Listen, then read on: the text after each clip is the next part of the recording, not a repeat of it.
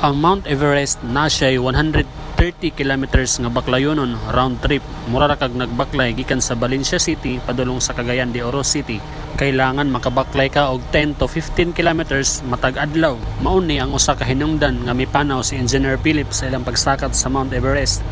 Ang Mount Kitanglad sa Bukidnon na siya 9,646 feet samantalang ang Mount Everest na siya kahabugon na 29,032 feet. Katuluhon pa kahabugon ang Mount Kitanglad. Kailangan kang mogasto og 3,200,000 kung moadto kag Mount Everest. Isa sa mga bayro nun, climbing permit, guide services, accommodation and food, base camp, lodging, meal, supplies, gear equipment, climbing gear, oxygen tank, cold weather clothes, boots, etc.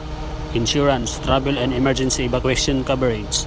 Ang gitawag nila dead zone, times 4 ang pagbaba sa oxygen. Anam-anam kahabog imong saka, anam-anam unog kakusog ang imong heartbeat. Mao ni usa sa mga hinungdan nga magluya ang tawo nga mosaka diri. Pwedeng mamatay ang mga cell sa lawas, muhubag ang utok ug posible usab nga mo ni hinungdan ang gikamatyan ni Engineer Philip.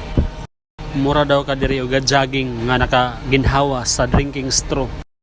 Ang isa sa mga plano ni Engineer Philip nga kung mulampo siya ng iyang challenge, ang iyang kitaon ani iyang itabang sa mga bata nga naisakit. Isa kang bayani, Engineer Philip. Fly high.